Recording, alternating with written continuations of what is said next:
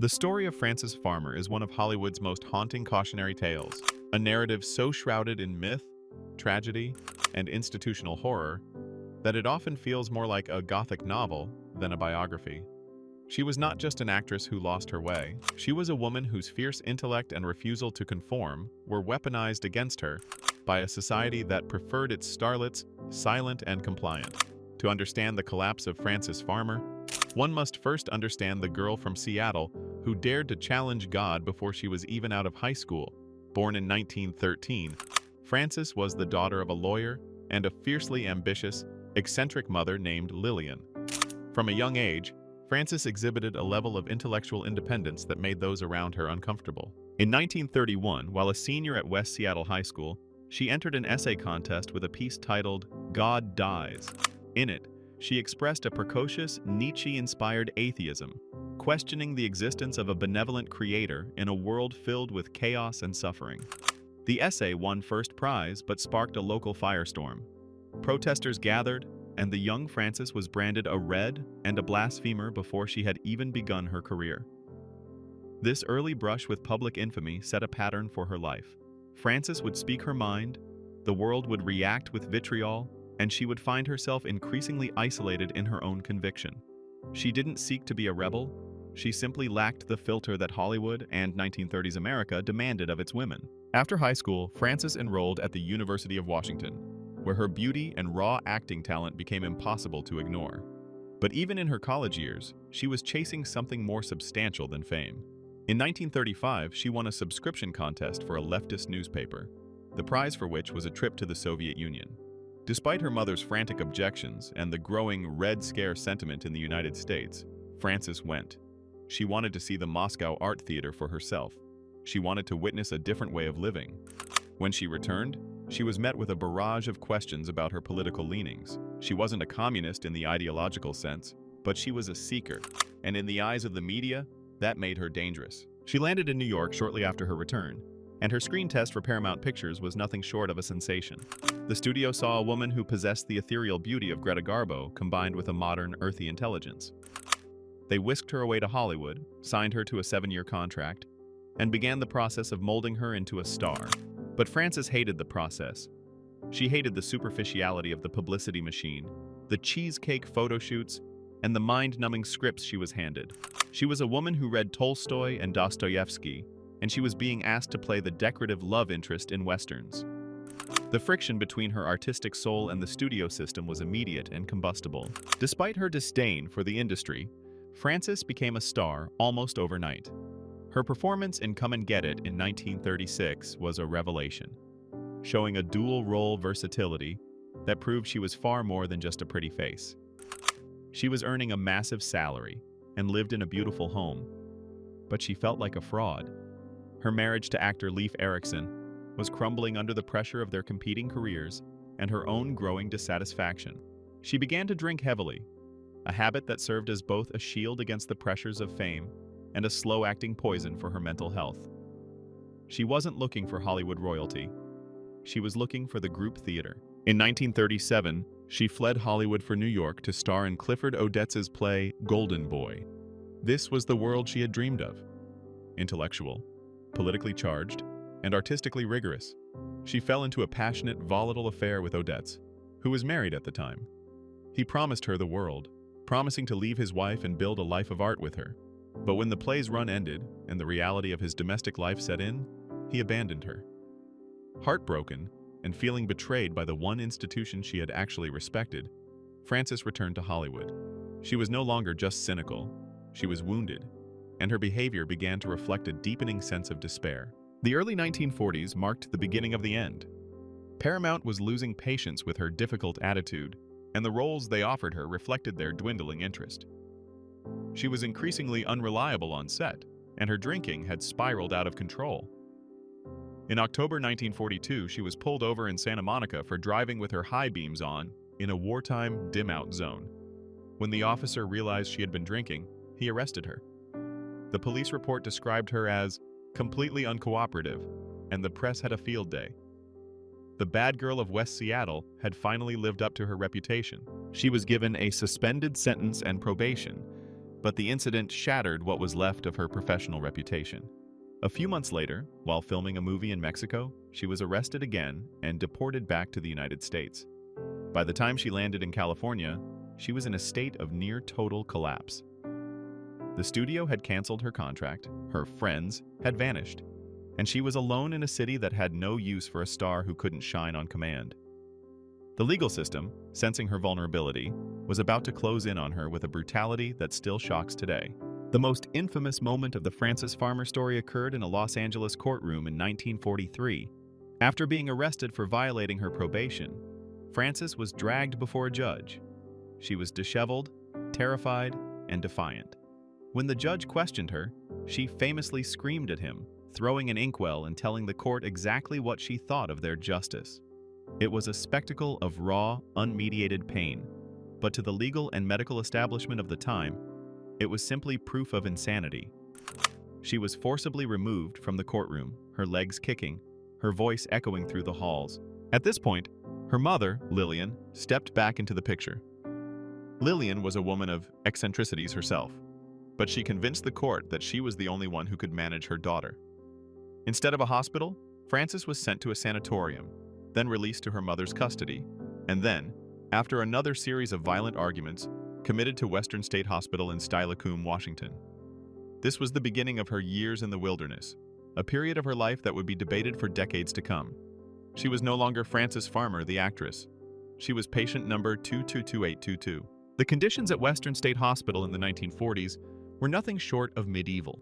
It was an overcrowded, understaffed institution where treatments included insulin shock therapy, hydrotherapy, which involved being strapped into tubs of ice-cold water for hours, and electroconvulsive therapy.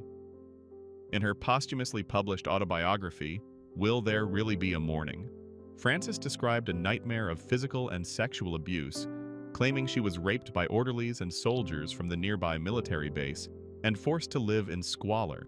While some historians and former staff members have disputed the more graphic claims of the book, the undeniable reality is that she was subjected to a system that sought to break her spirit rather than heal her mind. She would spend the better part of 5 years in and out of the hospital.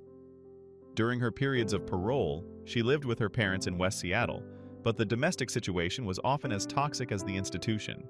Her mother was increasingly controlling, and her father was largely ineffectual. Frances was trapped in a cycle of institutionalization and parental surveillance. The woman who had once stood toe-to-toe with Bing Crosby and Cary Grant was now scrubbing floors and living in a state of perpetual fear. Her diagnosis shifted between manic-depressive and paranoid schizophrenic, labels that, at the time, were often used to pathologize any woman who was angry, outspoken, or resistant to authority. One of the most persistent myths surrounding Frances Farmer is that she was subjected to a transorbital lobotomy at the hands of the infamous Dr. Walter Freeman. This claim was popularized by William Arnold's 1978 book Shadowland and the subsequent 1982 film Frances, starring Jessica Lange. The image of the rebel heroine having her personality surgically removed is a powerful one, but medical records and interviews with her family suggest it never happened. Dr. Freeman did visit the hospital, and he did perform lobotomies there, but there is no evidence that Frances was among his patients. However, the fact that the myth took such a strong hold speaks to the public's perception of her story. Whether or not her brain was physically altered, her life was surgically dismantled by the institutions that were supposed to protect her. She emerged from her final stay at Western State in 1950 as a woman who was manageable. The fire that had defined her youth seemed to have been extinguished, replaced by a quiet, watchful compliance. She spent several years working in a commercial laundry and caring for her aging parents, a far cry from the glamour of Paramount's backlot. In the late 1950s, Frances attempted a modest comeback. She appeared on the television show This Is Your Life, where she spoke with a hauntingly detached grace about her years in the hospital. The episode was a ratings hit, and it led to a new career in Indianapolis, where she hosted a daily movie program called Frances Farmer Presents. For several years, she was a beloved local figure, introducing classic films with a sophisticated wit that reminded viewers of the star she once was. She seemed to have found a measure of peace, or at least a functional routine, in the middle of the country, far away from the prying eyes of Hollywood and the ghosts of Seattle. But the old demons never truly left her. She still struggled with alcohol, and her behavior was occasionally erratic, leading to her being fired from the station in 1964. She tried her hand at various businesses, an interior design shop, a cosmetics line, but they all eventually failed. She was a woman who had been robbed of her prime years, and she was trying to rebuild a life on a foundation that had been shattered decades ago. She lived in a small house with her close friend, Jean Ratcliffe, who would later become the primary architect of her autobiography, a book that would do as much to obscure the truth of Frances's life as it did to reveal it. Frances Farmer died of esophageal cancer in 1970 at the age of 56. At the time of her death, she was largely forgotten by the public, a footnote in Hollywood history. But the publication of her autobiography 2 years later changed everything. Suddenly, she was a martyr for the anti-psychiatry movement, a symbol of feminist resistance, and a cult icon for those who felt othered by society.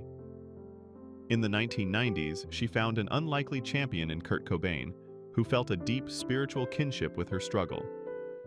His song, Frances Farmer Will Have Her Revenge on Seattle, became an anthem for a new generation of disillusioned youth. Cobain saw in Frances the same thing that the 1930s public had feared: a person who refused to play the game, even when the stakes were their own sanity.